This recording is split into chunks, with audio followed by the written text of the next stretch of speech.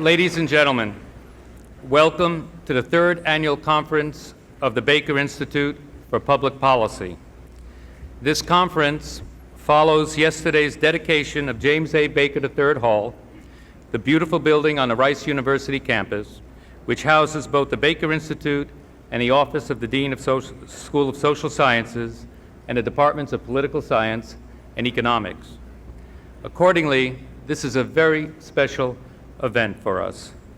Looking at this overwhelming audience at Autry Court, I am reminded of the film Field of Dreams and the line, "If you build it, they will come." It is now my pleasure to introduce Dr. Malcolm Gillis, the president of Rice University, who's taken a leading role in the internationalization of Rice University and the Baker Institute's role in that major effort. Ladies and gentlemen, help me welcome Dr. Malcolm Gillis.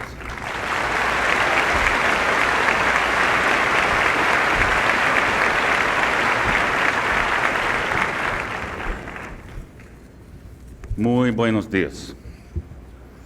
Rice students, faculty, staff, board members, and all friends of the university, welcome.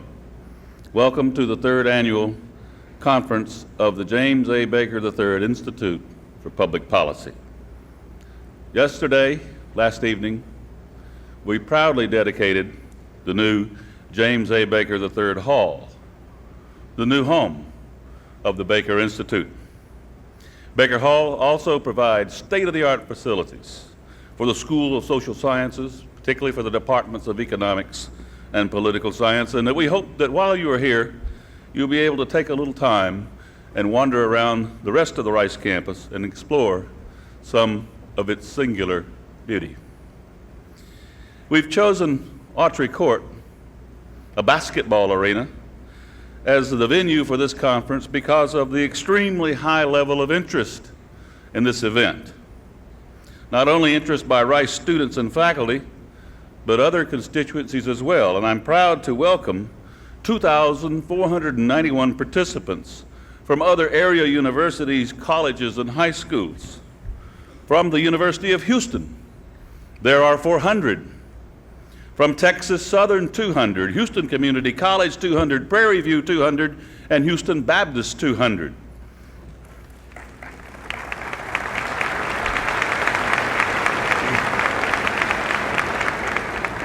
We are also joined by 900 students, teachers, and administrators from the Houston Independent School District and nearly 300 high school students from various private schools around Houston. Welcome to you all.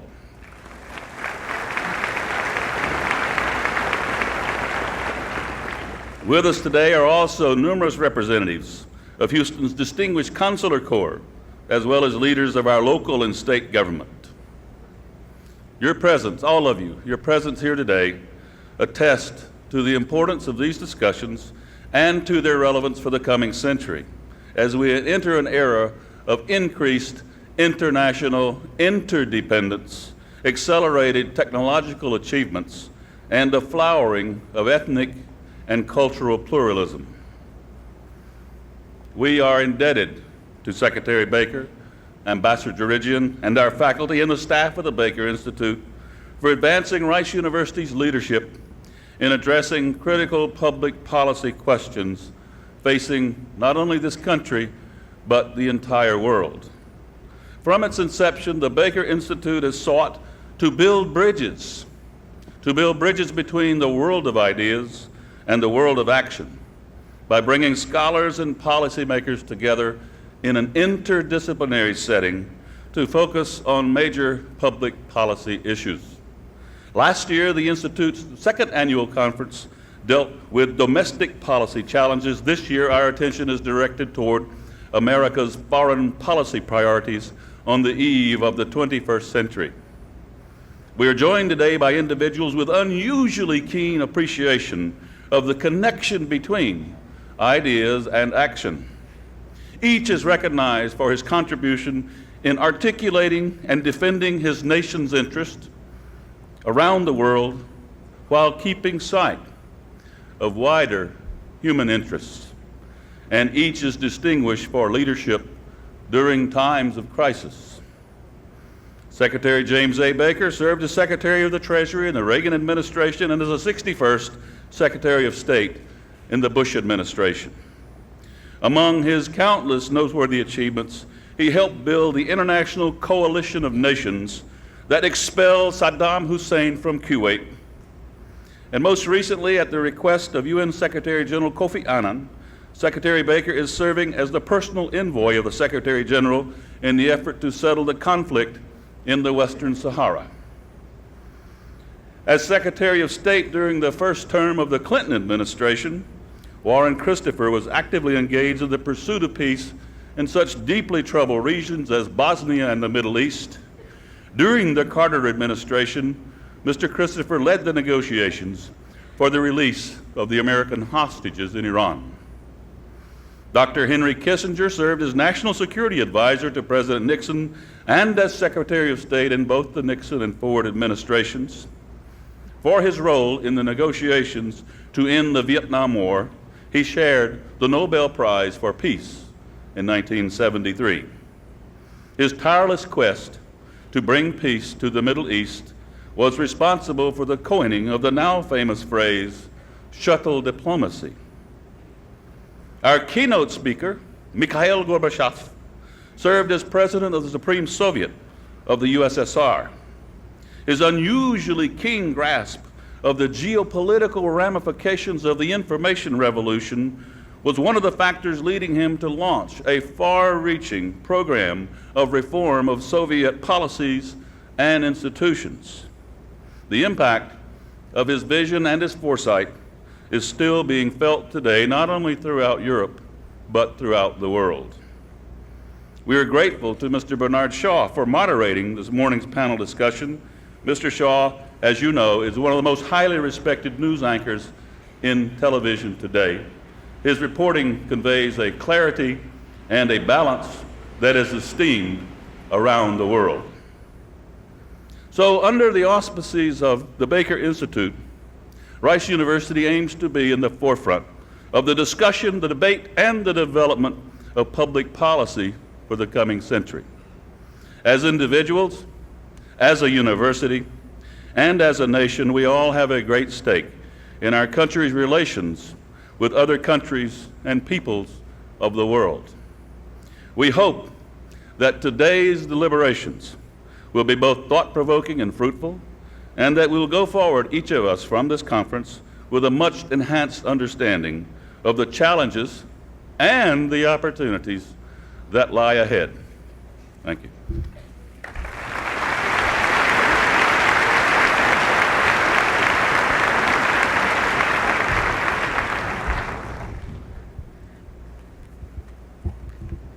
Ladies and gentlemen, the Baker Institute Annual Conference is part of a broader program which emphasizes scholarly research. Another equally important part focuses on a pragmatic approach to actual policy issues in our country and abroad. One example is in the international arena of conflict resolution. The Institute recently hosted the fourth round of the Western Sahara talks under Secretary Baker's United Nations mandate. This long and intractable problem was brought closer to a viable solution by the tangible progress made here for the very first time by the parties agreeing to a code of conduct for a referendum to determine the future of the Western Sahara. On the domestic front, the Baker Institute is working on a range of urban issues in collaboration with the University of Houston Center for Public Policy, including regional governance, economic development, and public opinion polling. Again, we hope that today's conference will yield some new ideas and pragmatic solutions to the foreign policy challenges we face on the eve of the 21st century. We certainly have 4 extraordinary foreign policy practitioners in our program today. It is now my honor to invite our distinguished moderator and our distinguished participants in the panel discussion on United States foreign policy priorities on the eve of the 21st century to come forward. As Malcolm Gillis mentioned, their illustrious careers are well known and outlined in more detail in your programs. Unfortunately, for personal reasons, the Honorable Cyrus Vance, 57th Secretary of State, is unable to be with us today. Now, please join me in welcoming Mr. Bernard Shaw, principal anchor of cable network news CNN, who has graciously and let me say courageously accepted to be our moderator. Thank you, Bernie, for your presence.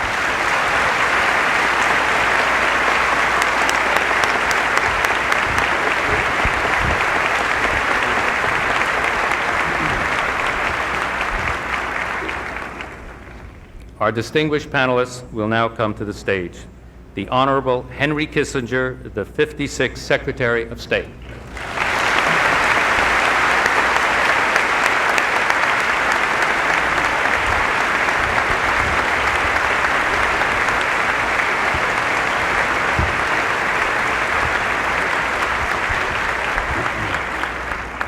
The Honorable Warren Christopher, 63rd Secretary of State.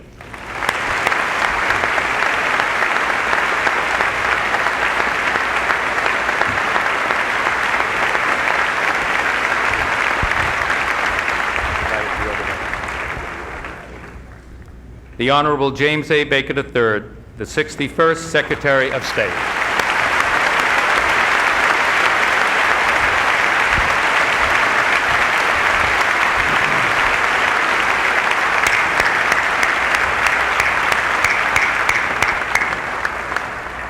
After the panel discussion, there will be a short break as indicated in your program, which will be followed by a question and answer period.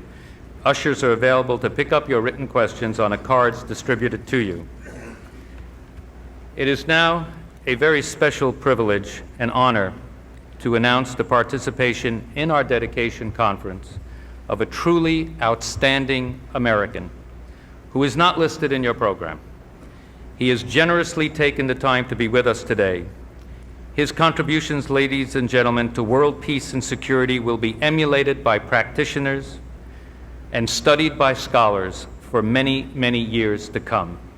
Ladies and gentlemen, please join me in welcoming the 41st President of the United States of America, the Honorable George Bush.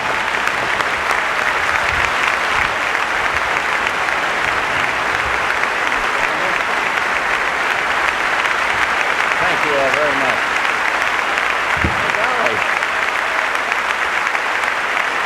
Thank you for this welcome.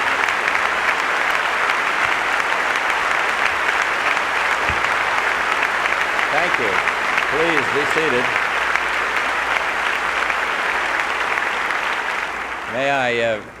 It's a thrill to be here.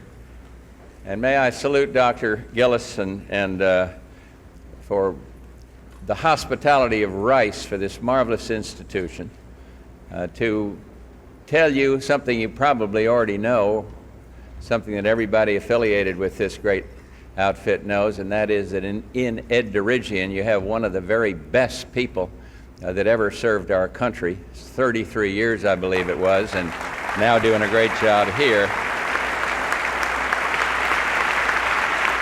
And of course, it's nice for me to be back on the Rice campus. For this a little known fact, for a fleeting year or two, I was an adjunct professor at Rice.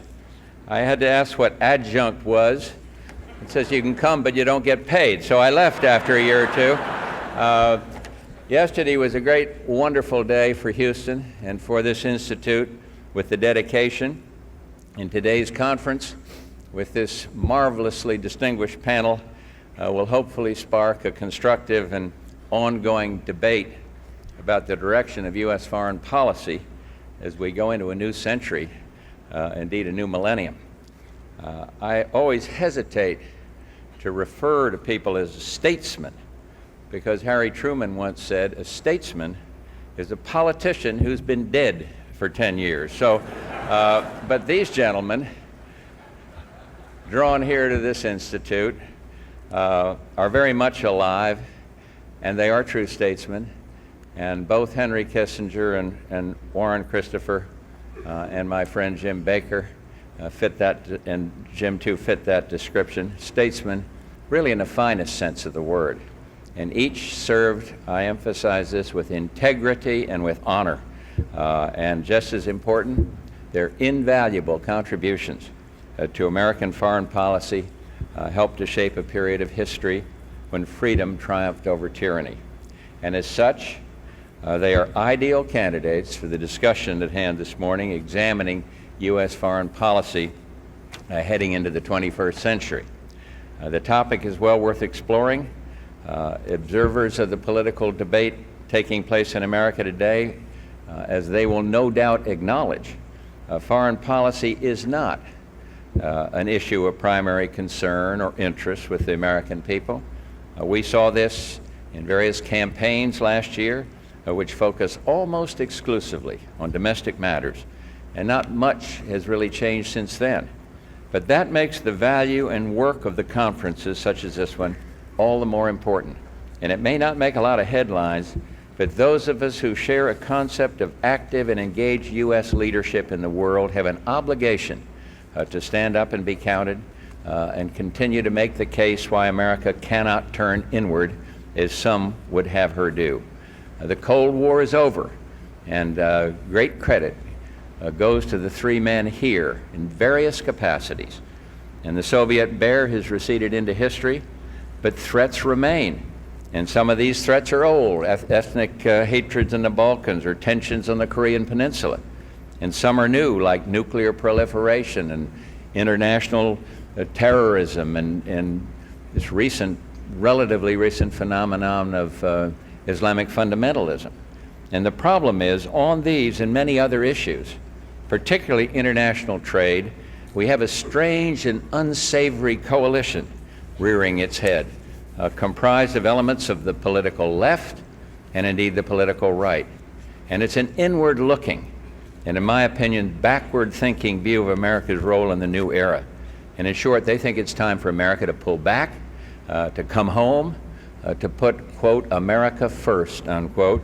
And I am happily unemployed these days, but I sometimes wonder if the current proponents of isolationism and protectionism realize that freedom prevailed in the Cold War, and I wonder if they understand that the superpower struggle ended the way it did largely because we led.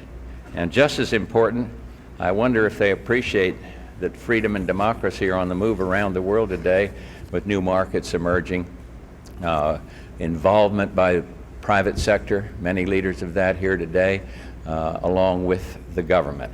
And so as we seek to secure the peace that was won at great cost and to further the cause of democratic capitalism, we need to be debating.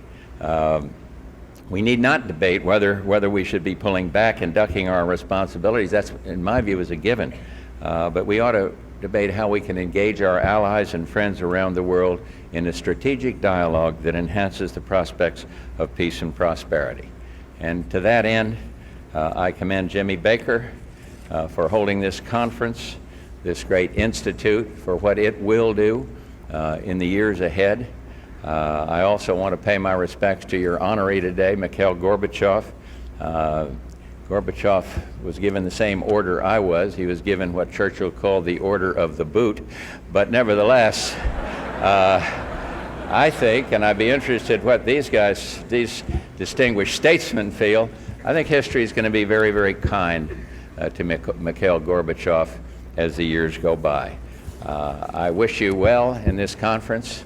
You were lucky to have my friend Bernie Shaw here to keep these fighting tigers from demolishing each other in what I know will be a lively discussion and a lively debate. And congratulations to Rice and to Baker Institute for this marvelous institution. Thank you all very, very much.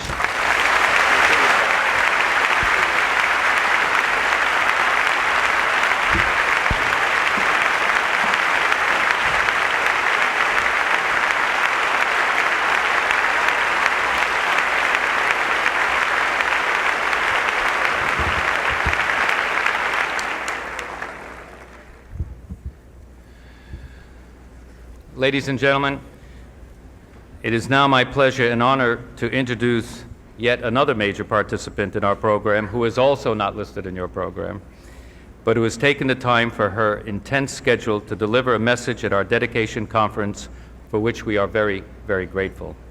Ladies and gentlemen, the 64th Secretary of State of the United States of America, the Honorable Madeleine Albright. Secretary Baker, Secretary Kissinger, Secretary Vance, Secretary Christopher, President Gillis, Ambassador Dirigian, members of the Rice community, and distinguished guests. I deeply appreciate your invitation to attend the 3rd Annual Conference of the Baker Institute. Unfortunately, by the time you hear this, I'll be in Buenos Aires with the President, probably trying to explain why I sang a parody of Don't Cry for Me, Argentina in Asia last summer. 10 months ago, immediately after learning I would be nominated for the job I now hold, I began calling every living former Secretary of State for advice. It was the smartest thing I could have done. In personality and background, our recent secretaries differ a great deal one from the other, as Americans tend to do, but each is a source of wisdom and experience. From the dramatic breakthrough with China a quarter century ago, to the Camp David Accords, to Operation Desert Storm, to the Dayton Agreement, to Secretary Baker's most recent diplomatic success, each has made his mark on history. Each has been true to the bipartisan tradition of American leadership.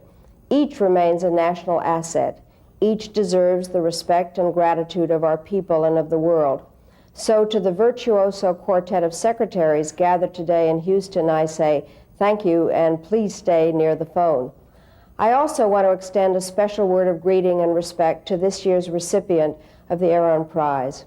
There are those in public life who spend their entire career accumulating political capital by doing the safe and popular thing, never taking risks, never bucking the tide. Once in a great while, a figure arises who has the courage to put all his capital on the table and the vision to challenge and transform the conventional wisdom in a cause that is right. That is when history truly is made. President Gorbachev, здравствуйте, я вас поздравляю.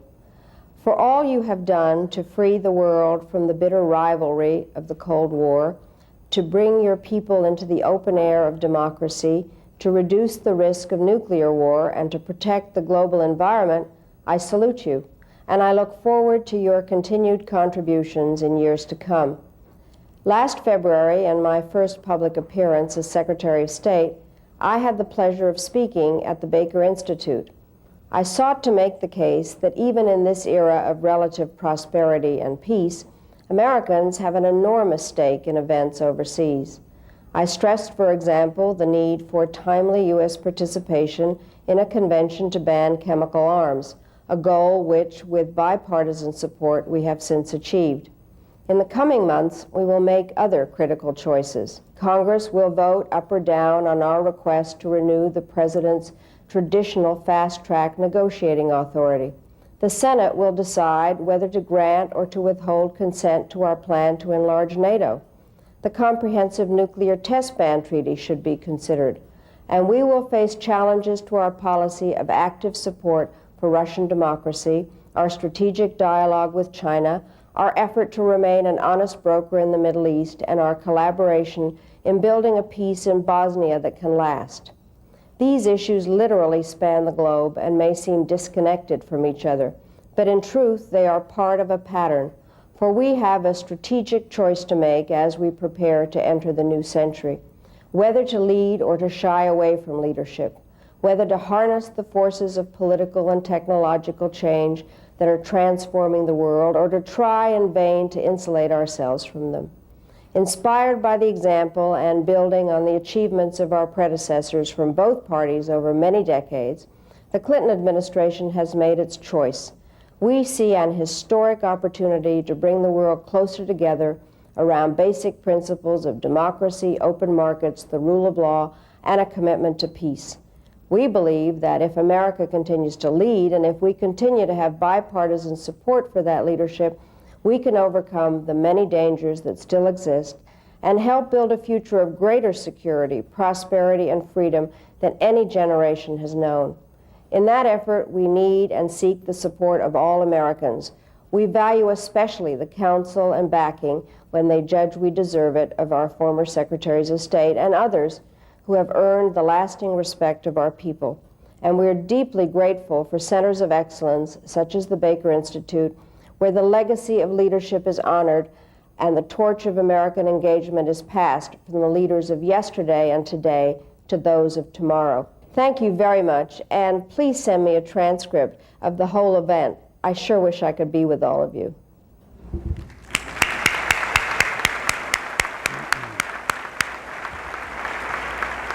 Thank you very much, Secretary Albright. Bernie, over to you.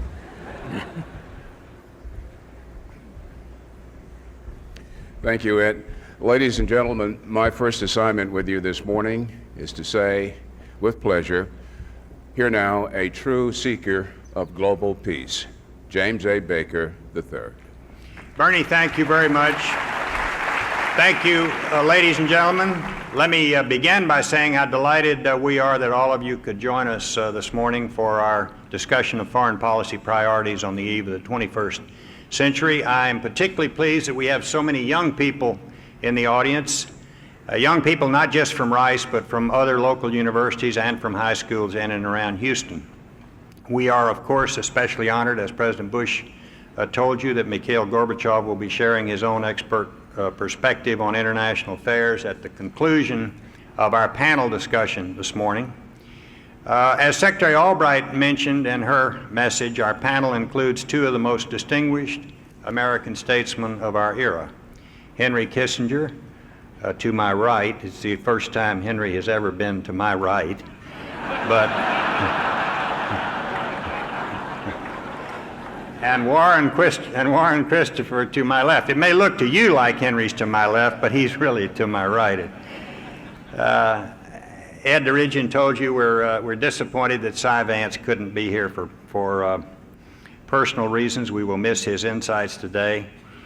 Cy, like Chris, was, of course, a Secretary of State for a Democratic president, and he would have given partisan balance to our proceedings, and so we're sorry that Cy couldn't be with us.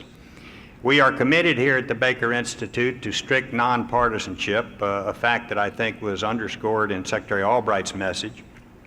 We're, of course, also privileged, Bernie, to have you with us. Bernie's here to ask the hard questions as he used to ask each and every one of us when we were in office and he was doing his work as anchor for CNN, and he's here to ride herd on us when we begin to ramble. Bernie has already enjoined me to keep these initial remarks brief, and I'm going to take that injunction to heart. It's my hope that today's discussion will be both general and specific in nature. There are a number of broad trends out there, like economic globalization, like the rising role of culture, like the ongoing transformation of the Soviet bloc, which in my opinion at least are clearly shaping the international landscape today. These broad trends, though, I think we have to recognize are not implacable and impersonal forces. They are trends that are man-made, and the foreign policy challenges that they represent in terms both of threats but also of opportunities are both specific and urgent. The globalization of the world economy, for instance, something that President Bush mentioned, clearly a positive trend, clearly something, in my view at least, that offers real hope for higher living standards here and around the world, not lower. But continued progress to this end demands a continued commitment by the major economic powers of the world. President Clinton's recent request for fast-track authority, as Secretary Albright just mentioned, is a very welcome sign of that commitment. It is very important that the Congress give the President this fast-track trading authority. Secretary Albright said in her message that it was a traditional authority, and indeed it is traditional. It sounds like something special, but it isn't. Even though, assuming that the administration receives that fast-track trading authority, it is unclear whether it will or not. I must interject, but even if it receives that authority, it's still going to take some very, very sensitive and protracted negotiations with potential trading partners in Latin America particularly and in East Asia that will have to bring to fruition the possibility of additional global economic globalization, at least as far as the United States is concerned. That's going to take sustained commitment by the administration. It's going to take sustained commitment by the Congress of the United States. It's going to take sustained commitment by the American public. We're not going to get there with the occasional rhetorical flourish. The rising role of culture in foreign policy is a very important trend, in my view. I would broadly define that to include any and all movements that are based on communal identity, whether that movement toward communal identity is based on religion, or whether it is based on ethnicity, or whether it is based on language. Of course, the rising role of culture is a far more ambiguous trend than the trend toward globalization. There exists today an arc of crisis in the world comprising much of North Africa, the Middle East, the Balkans, the Caucasus, and Central Asia, which is really a seething cauldron of ethnic animosity and religious extremism. Conflict in this region, either current or potential, is going to, of necessity, in my view, be at the top of our foreign policy agenda and be there for the foreseeable future. The Arab-Israeli dispute is merely one, if a particularly important one, but merely one case in point. But conflict elsewhere is also going to test the United States, and it's going to test the broader international community. Those disputes will often take the form of internal conflict within states. The enormous difficulty of dealing with such conflict has been highlighted, of course, by the experience of the United States and the international community in Bosnia, a problem that Chris had to face and to deal with.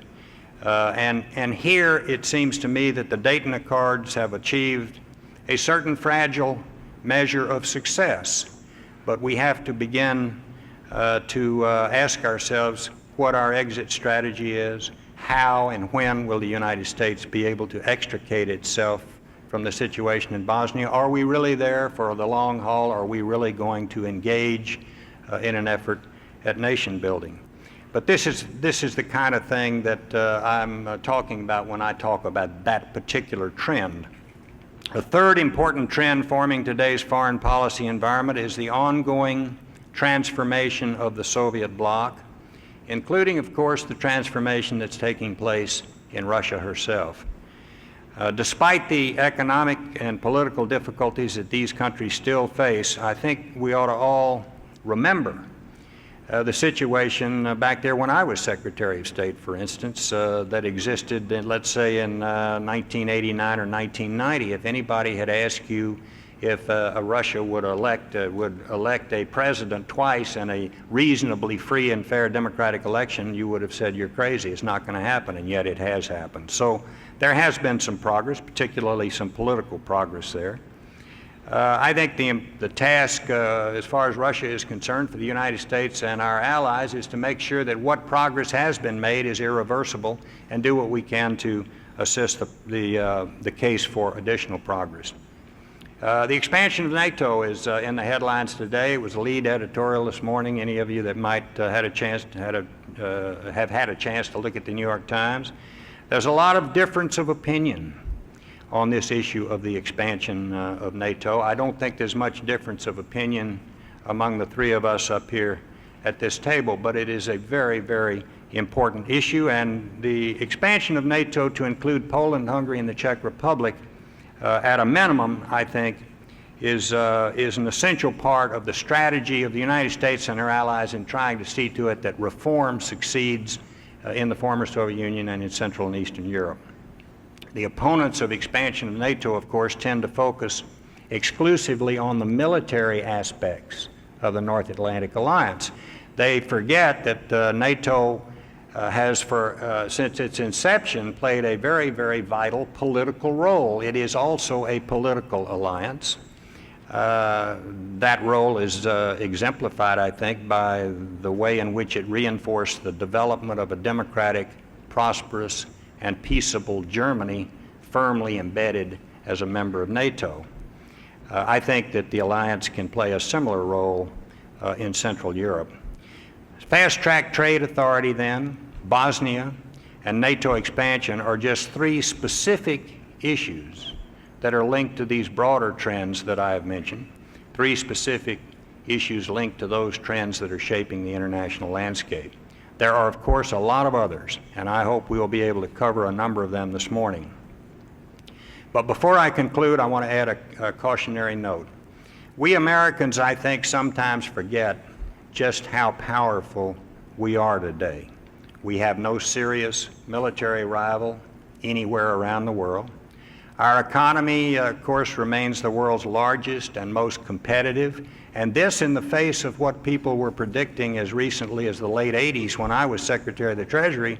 Everybody said, you're losing out to Japan. Japan's going to rule the world. The American economy is in decline.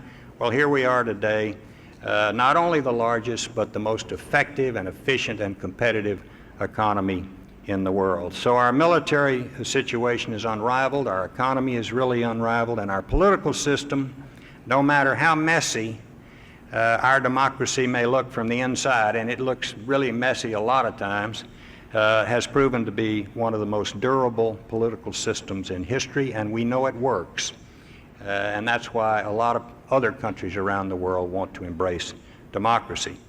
But all of this strength, I think, has an ironic consequence. It tempts us, on the one hand, to withdraw from the complex and contentious contentious arena of world affairs, just as President Bush just mentioned.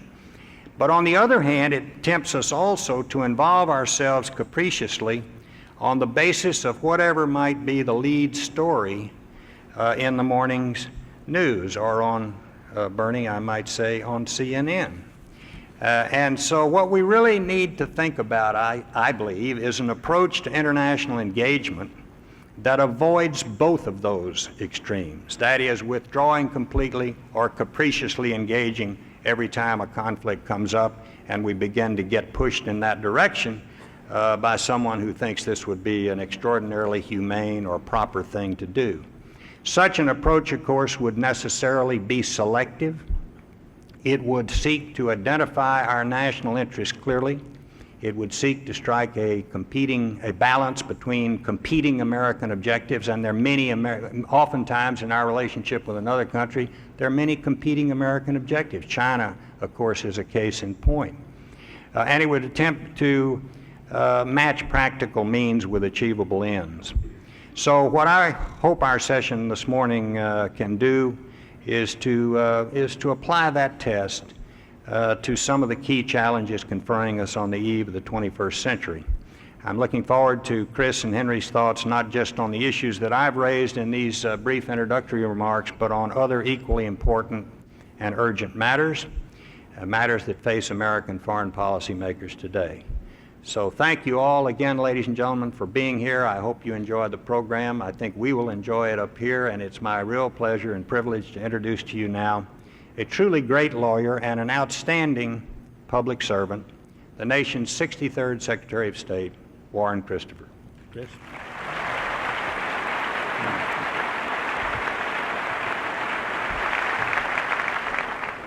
Thank you, Jim, and good morning. I'm just delighted to be here in Houston, and my first visit to the Rice campus and my first time at the James A. Baker Institute. I came in from California yesterday, Jim, and I want to claim credit for bringing this weather with me. I may take it along when I go back, too. Come back. A few years ago, there was a great deal of theorizing about what the post-Cold War world would look like. Some feared that poverty in the developing world would create chaos and instability.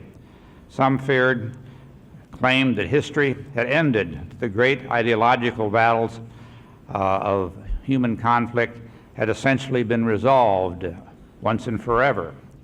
Some predicted that the cultural differences would be the next great source of international conflict, that civilizations would clash and foment instability. Others claimed that state sovereignty was dead, that old alliances would wither and the United Nations would emerge as the central organizing force for global cooperation. Now, each one of these ideas attracted a great many adherents because they were simple and clear and because they pointed to very real problems and opportunities. But none of them, it turned out, could explain the world and all of its complexity or predict the future and all of its possibilities in the new era that President Gorbachev did so much to make possible. We still hear calls for a one word or one phrase description of our foreign policy, perhaps arising from a nostalgia-driven need for a bumper sticker word like containment. I believe that such simplicity is neither possible nor desirable. Instead, in the first Clinton term, we sought to define a set of objectives attuned to the particular challenges and goals of the new era. I thought that looking at these objectives would be the best way to understand the priorities and challenges as we saw them, as we sought to lay a foundation for the American diplomacy in the 21st century, to key into the subject of this program, the priorities as we approach a new millennium. The first of these key objectives is to build an undivided, peaceful, and democratic Europe. The most important efforts in this regard are to pursue NATO expansion, to maintain a cooperative, positive relationship as we can with Russia, and to work closely with the European Union. As Secretary Baker implied, failure to ratify the enlargement of NATO would be for the United States to miss an enormous opportunity to anchor Central Europe firmly into the West. The community of democracies built in Western Europe with the United States leadership can and definitely should be extended to the East. We, I think, will all be safer and more secure as a result of this expansion. Beyond the enlargement of NATO, there are deeper issues that must be considered as we move into the next century. The principal danger to the security of NATO members in the future does probably not come from threats to their territory, but to threats to their interests, such threats as nuclear proliferation, terrorism, and the disruption of oil supplies. The defense of members' territory, of course, will always be important to NATO, but since NATO's territory is not now threatened, shifting NATO's emphasis in an evolutionary manner to a defense of common interest is now a strategic imperative for the alliance. To do so, NATO must be prepared to form coalitions of the willing that can project power beyond the territory of NATO. The coalition to turn back Saddam Hussein that President Bush and Secretary Baker did such a splendid job of putting together exemplifies one such approach of the coalition of the willing, and of course Bosnia is the current example. For the future into the next century, our relationship with Russia is and will be fundamental. Certainly no relationship received more attention from President Clinton and our administration in the first term. Despite many warnings to the contrary, we felt confident that if we were steady and clear in pursuit of NATO expansion, ultimately Russia would see it in her interest to establish a constructive relationship with the alliance. As we go forward, implementation of the new NATO-Russia agreement, which is called the Founding Act, will require both responsible action and imagination on both sides. The second objective that we defined was to anchor America's position as a stabilizing force in a more integrated, more open Asia-Pacific community. Starting with the first APEC summit in Seattle, our purpose was to give our policy toward Asia a prominence equal to that of our policy toward Europe. Ambassador George Kennan noted that today's friendly relationship between the great powers is without precedent in the history of recent centuries, and he stressed that it is absolutely essential that it be cherished, nurtured, and preserved into the future. Nowhere is this good advice from Ambassador Kennan more trenchant than in our relationships with China, where there is the greatest risk of confrontation. Agreeing with Secretary Baker that the best way to find an enemy is to go looking for them, I believe we should emphatically reject calls to contain or isolate China.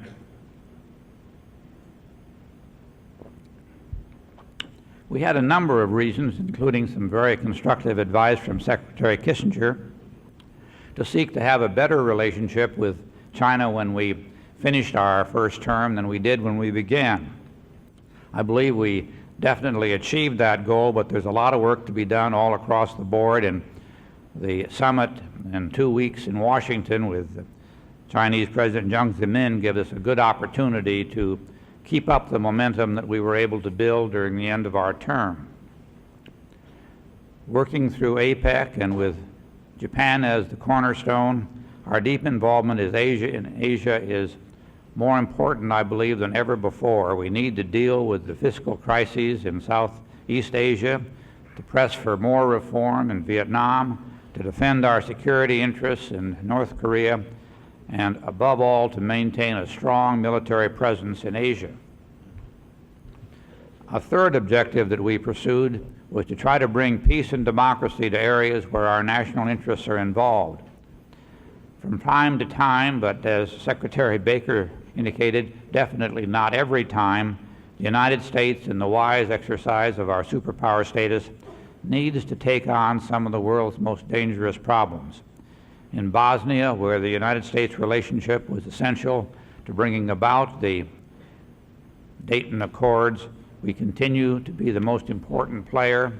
I believe that the success of the Dayton Accords to peace in Bosnia was critical, but it's about more than just peace in Bosnia. It's about our vitality and credibility in Europe as a whole.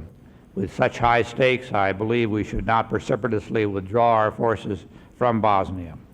In the Middle East, the search for peace requires an active role by the United States at the highest levels. Our national interests and our emotional ties are just too deeply engaged for us to step aside and watch things unravel there. Secretary Kissinger and Secretary Baker both made major contributions in the search for peace in this region, as did Secretary Vance, my mentor and friend, who I'm very sorry could not be with us today. In the future, there will be other areas where our involvement will be critical, even though it will be unpleasant and costly at times. Certainly, we should not gallop off, as Secretary Baker indicated, to deal with each of the world's problems, but we must remember how much the world depends upon our leadership when it's necessary. The fourth objective that I'll mention is the pursuit of a vigorous economic statecraft. Accentuating the economy as a foreign policy issue was one of the dominant themes of the first Clinton term. Going into the 21st century, we need to remain at the center of world trade, promoting liberalized trading systems with Europe, Asia, and South America, and increasing our investment and trade opportunities around the world. The United States needs to take responsibility to protect the international system, to see it through dangerous moments like the Mexican peso crisis. And as Secretary Baker said, the President needs to have a renewal of his traditional fast-track authority to negotiate trade agreements in the interests of the United States in the future. Fifth and final objective is to address the growing family of global threats. The dark side of the theme of globalization that we hear so much about is the growth of new threats with global characteristics. By this I mean threats like weapons proliferation, terrorism, corruption, narcotics, crime, information sabotage, environmental damage, and overpopulation. What characterizes these threats is that they know no boundaries. Usually they cannot be addressed either on a bilateral or even a regional basis. They must be tackled through the cooperative action of nations on a worldwide basis. This gives new impetus to the efforts we made to try to update and reform our international institutions. One of the things we need to notice in this period is that these global threats are particularly dangerous for new democracies. As President Clinton has said, for the first time in our history, more people in this world live under democracy than under dictatorship, but that could change. It is far from inevitable. In the coming years, we may have to concentrate on preserving the progress that we've made by defending these fragile democracies against this new family of global threats.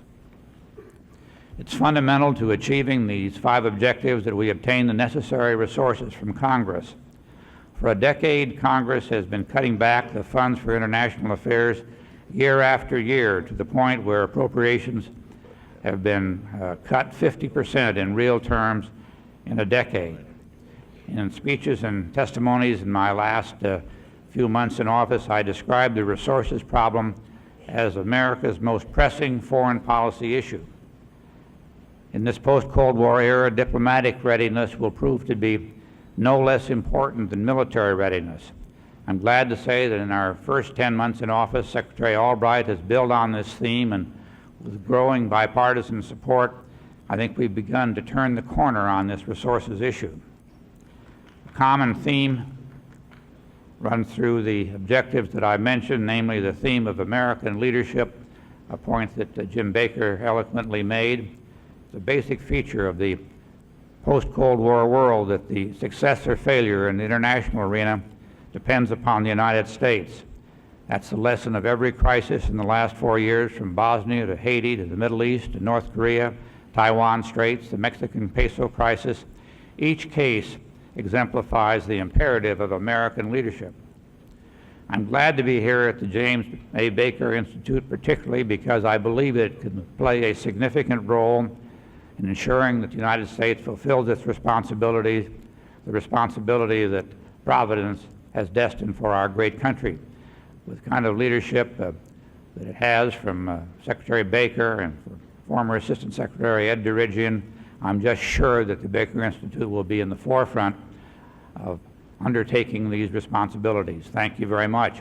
And now I'm pleased to introduce my distinguished predecessor, 56th Secretary of State, a man who really, I think, added great luster to the role of Secretary of State and will always be remembered, Secretary Kissinger.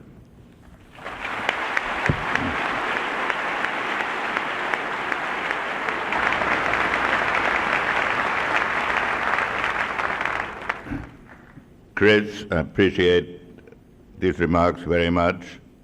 Jim, thank you for the opportunity to speak to this distinguished group.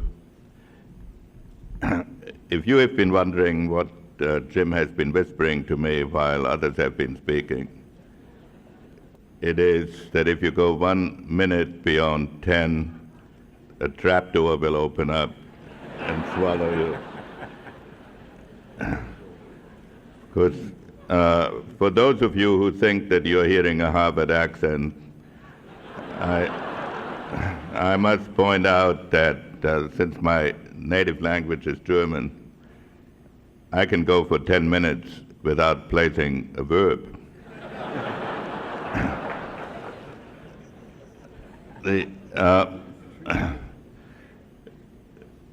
The fascinating thing when you have served in this office is there are two aspects to it. One, each of us have administered a department with one special peculiarity, which is that most of our subordinates think they know foreign policy better than we do.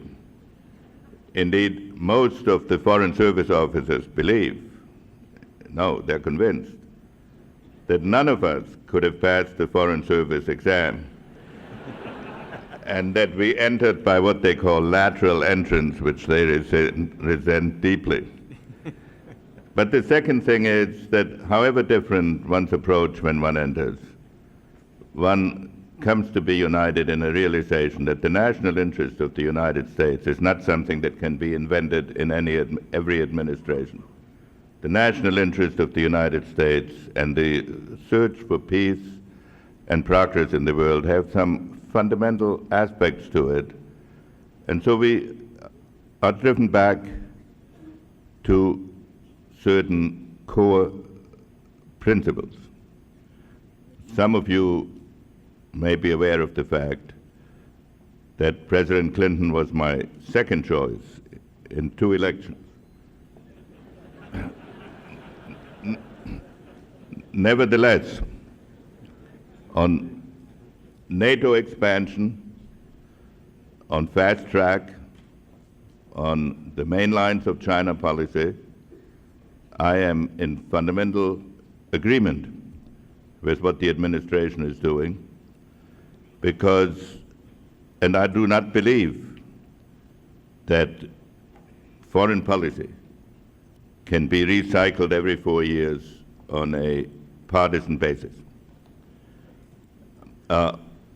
So you'll not be surprised if I tell you that on all the issues that have preceded, that my preceding speakers have raised, I'm in agreement with the specifics of the policy. And so let me make a few philosophical observations to tie this together. The United States right now is undergoing a huge emotional and philosophical adjustment in its approach to foreign policy. Until the end of World War II, we really did not need a foreign policy in the traditional sense. There's no other major country in the world that was insulated from world affairs, or that was populated entirely or almost entirely by immigrants, or that believed that its institutions were so unique that that the whole rest of the world should copy them, no matter how different they were. At the end of World War II, we got projected into world affairs with an atomic monopoly, with close to 50% of the world GNP. So that for a long time, foreign policy was a question of allocation of resources, and we did a tremendous, we performed a tremendous role. Without us, the post-war world would surely have been different. Then I would say, starting with the Nixon administration, we came up against the limitations of our reach, and we had to learn that we could not do everything simultaneously. And many of our bitter debates was that the allocation of our possibilities came up against the perfectionism of the American soul, and that this led to enormous domestic debates.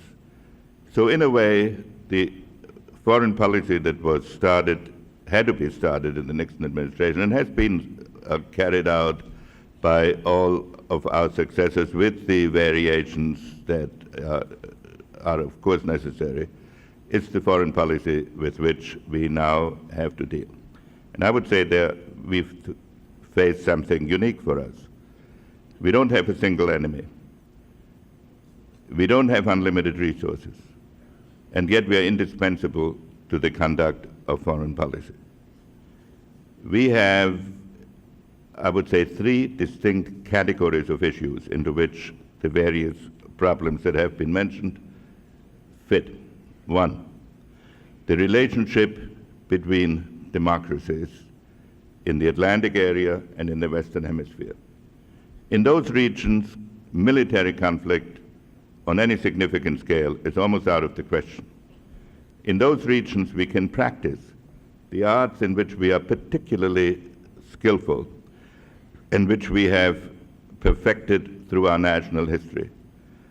The development of large cooperative projects, the development of a global economic system of free markets and democratic societies. And it is the reason, above all others, why the countries of Eastern Europe must be able to join NATO and not be put into a never-never land where they cannot join this great adventure of building the democratic societies and developing the heritage of freedom, human dignity, and free markets that is so peculiarly the creature of our civilization. And the relationship of Russia, historically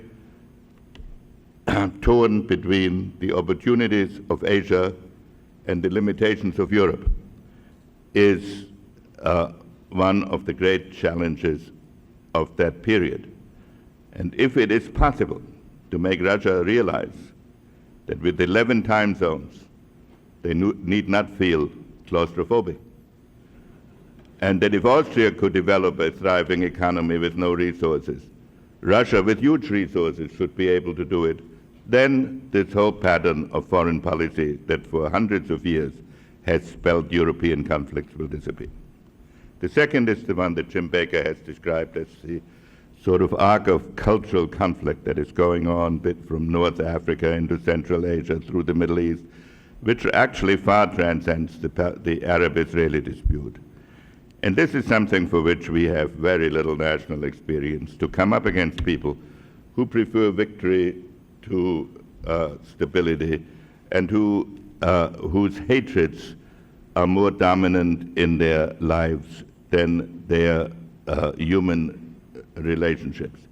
It's very difficult for Americans to come to grips with the hatreds of the ethnic conflicts and of these cultural differences, and the huge gap that develops between the fact that there is a globalized economy and the political loyalties which are national and ethnic. That is a second set of challenges. Third set of challenges is the one that we see most strongly in Asia. We tend to speak about cooperative relationships in the world and of global economies and a global system, but the real problem is that some parts of our lives are global, economic, informational, and so forth, but some of them are national, and the clash between these two comes to expression periodically, as we see it, for example, today, in the reaction to the economic crisis in Southeast Asia, where the crisis is caused in part by global economic factors and by local mistakes,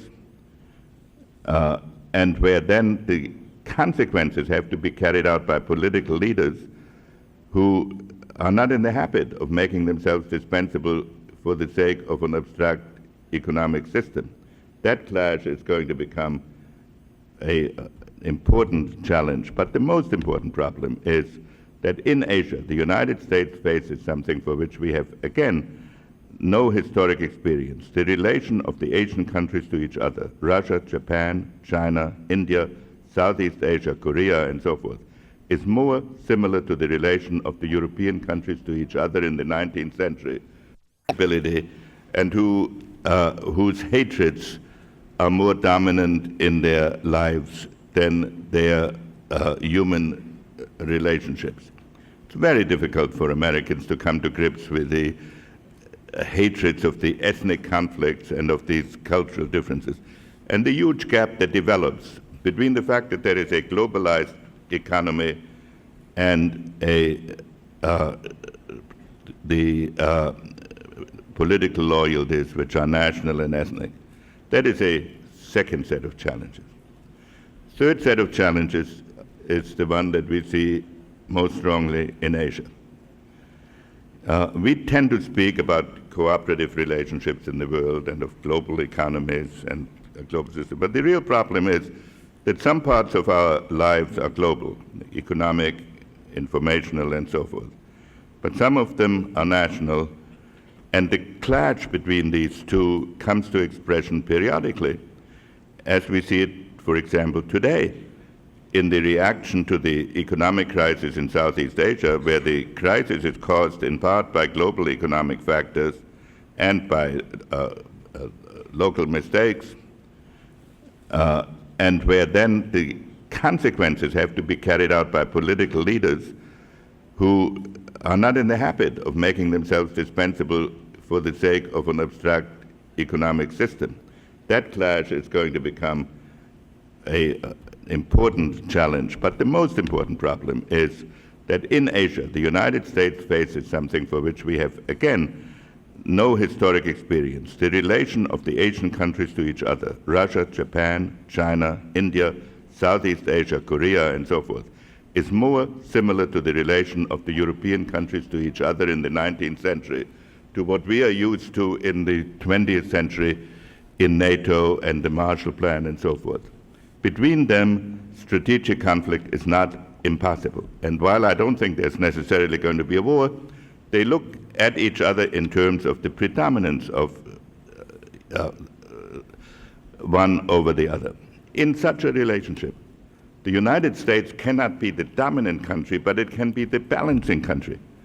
And the relationship of the United States to the key Asian nations must be one in which we keep greater options than they have towards each other, so that we can play a balancing role. And for this reason, good relations with China are essential. I have just attended debate, which really shook me deeply, because people were talking there about China as if it were our next enemy. They were saying our policy has failed. There are two aspects in China. One is the internal evolution in China, in which many things occur with which we do not necessarily agree. The second is the foreign policy of China, in which 6 presidents, 9 secretaries of state, and I don't know how many security advisors, all unanimously have concluded that dialogue with China is essential for stability and progress, and that is not a favor we do to China. That is not something that we must turn into domestic politics. It is easy to milk applause lines by throwing out phrases that create the impression that we can change the domestic structure of all people. We ought to remember, the Chinese have existed for 5,000 years, and they believe that for 4,800 of those, they managed without significant advice from the United States. So at least one has to leave some time. So let me conclude by quoting an alleged Chinese proverb. I say alleged because I think the Chinese are laying more proverbs on us that exist, and they make them up as they go along. And the proverb allegedly goes like this: when there is turmoil under the heavens, little problems are dealt with as if they were big problems, and big problems are not dealt with at all. When there is order under the heavens, big problems are reduced to little problems, and smaller problems should not obsess you.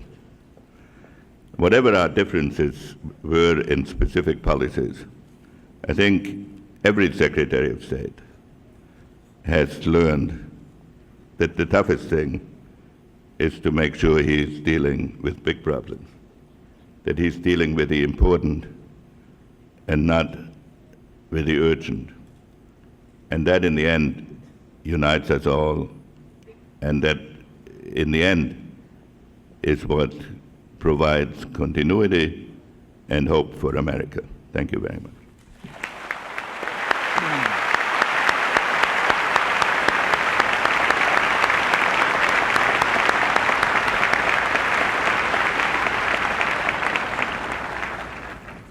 Ladies and gentlemen, and to our audience in C-SPAN, we have heard a former President of the United States say, quote, "We have a strange and unsavory coalition rearing its head."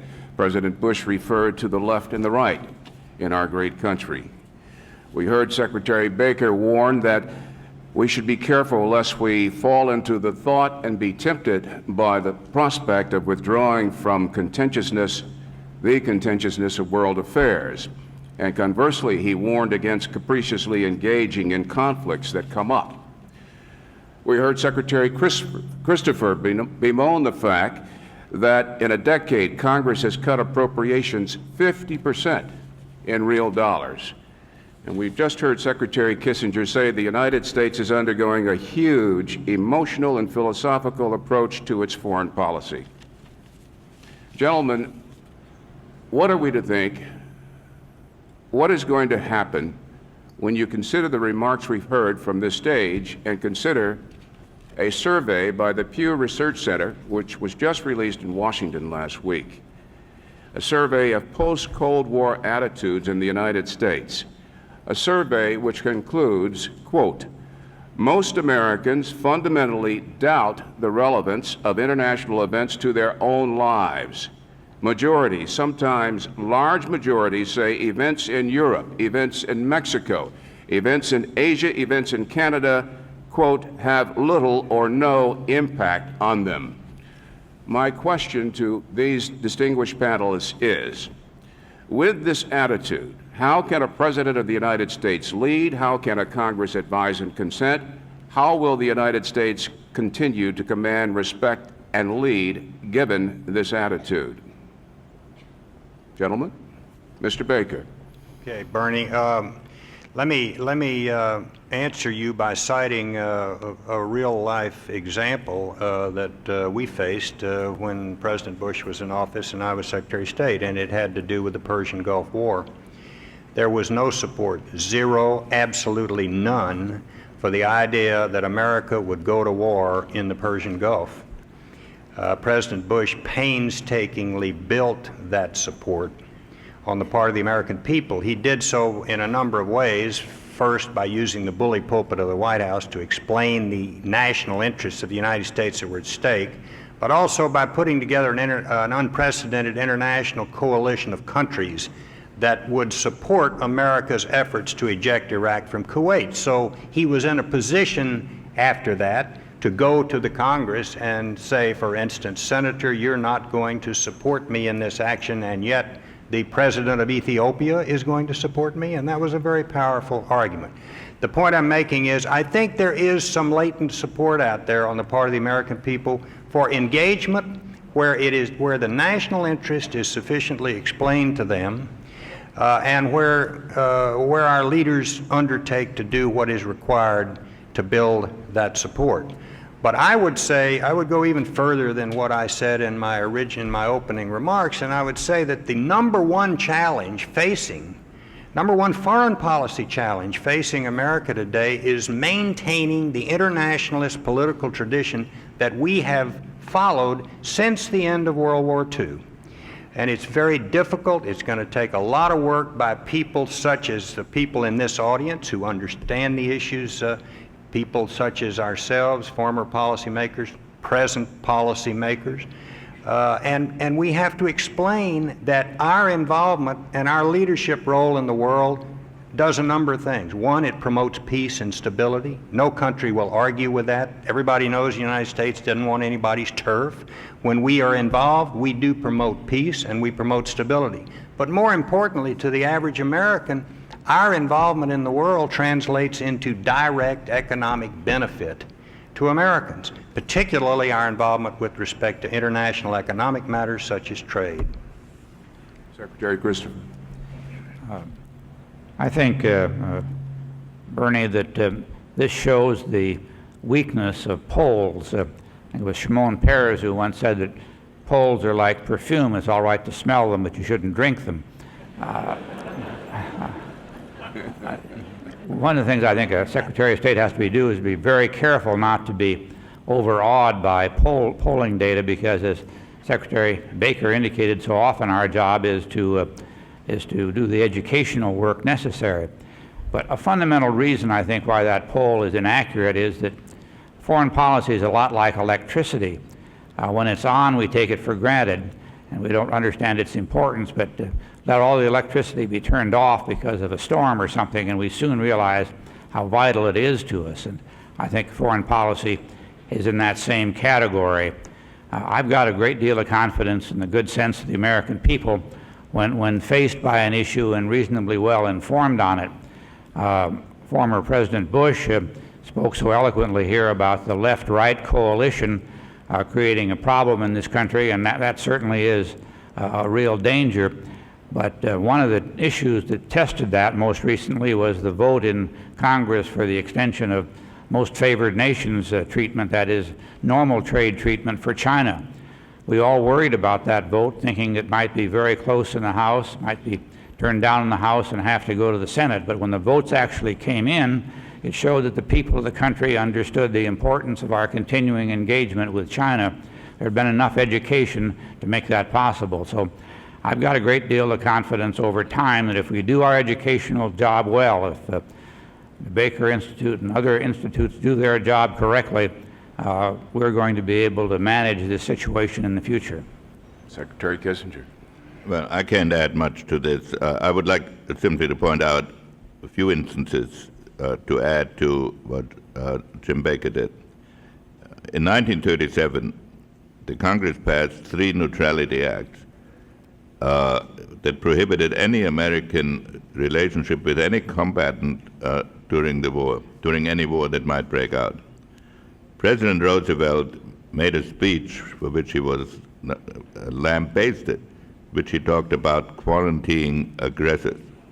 My point is, within 3 years, despite overwhelming congressional majorities, he managed to take a united country into the war, and that was almost entirely due to his leadership and to his bringing home to the American public what was at stake. The more recent past, when President Clinton took office, I had a conversation with him about the importance of NAFTA, and he showed me a poll which was really very unfavorable to NAFTA. And for whatever reason, surely not primarily because of my conversation with him, but he concluded that he would back NAFTA, and he fought for it, and he managed to achieve bipartisan approval. In fact, Jim and I appeared with him in the East Room of the White House to make public statements. So a lot depends on our leadership. Where we have failed, in my view, is this. Our political contests have become too much focused on the day-to-day popularities. I always say when I started out advising politicians, they would ask me what to think. Now they ask me what to say. And that way you get focused too much on, if you forgive me, on the evening news and what the commentators say. So the obligation of our national leaders is to raise the sides, and the role of institutions like the Baker Institute is to keep the dialogue going at a high level. I think the American public will support what is necessary for the survival of this country and the growth of freedom. Let me just add, Bernie, let me just add two more examples. There are any number of them out there, and I'm glad Henry mentioned NAFTA, because I think that was a defining moment, just like the aftermath of World War I. We had a real debate at that time, and Chris, of course, was leading the charge on whether America would remain engaged with the world or whether we would withdraw from the world, whether we were going to exert our leadership or not. Fortunately, it came out the right way. We've had at least two more of those during the Clinton administration. One was the very difficult issue of the Mexican peso crisis and what the United States would do. And there was a lot of opposition to that. It was terribly politically unpopular to make that loan to Mexico, but it was the right thing to do. The same thing is true with respect to ratification of the Chemical Weapons Convention here just within the last few months. What all of these things indicate to me is that one critical factor in all of this is we must find a way to have some bipartisanship with respect to these very difficult issues involving whether America will or will not remain engaged with the world. Could I make one comment on this last one before love reigns supreme on this panel? I would say just as the reaction of the administration to the peso crisis was right in educating the American public, the reaction of the administration to the Southeast Asia crisis did not have the same stature, because the United States took the position, this is far away, we are not going to do anything ourselves for Thailand, thereby creating the impression that we talk about a globalized economy, but then we ask the regions to solve their problems on their own, and it has led to a tremendous wave of regional nationalism in Southeast Asia. We couldn't do what we did for Mexico, but I think symbolically we should have done more. Secretary Christopher, did you have a comment? I think that, not to extend this too far, but on that last point, the Halifax Summit tried to improve the international capacity to deal with crises like the Southeast Asia fiscal crisis at the present time.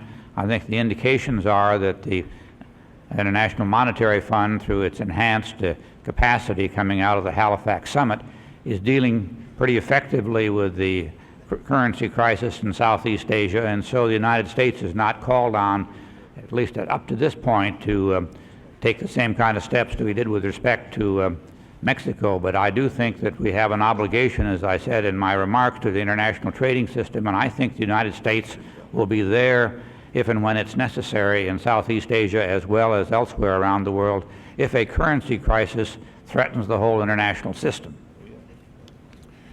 Secretary Christopher, a lot is happening in Iran. There's a new president, the so-called moderate. Is Iran changing? Well, there's been a search for a moderate in Iran that goes back at least at the time when our 52 Americans were held captive, and so far it's been a fairly unsuccessful and feckless search.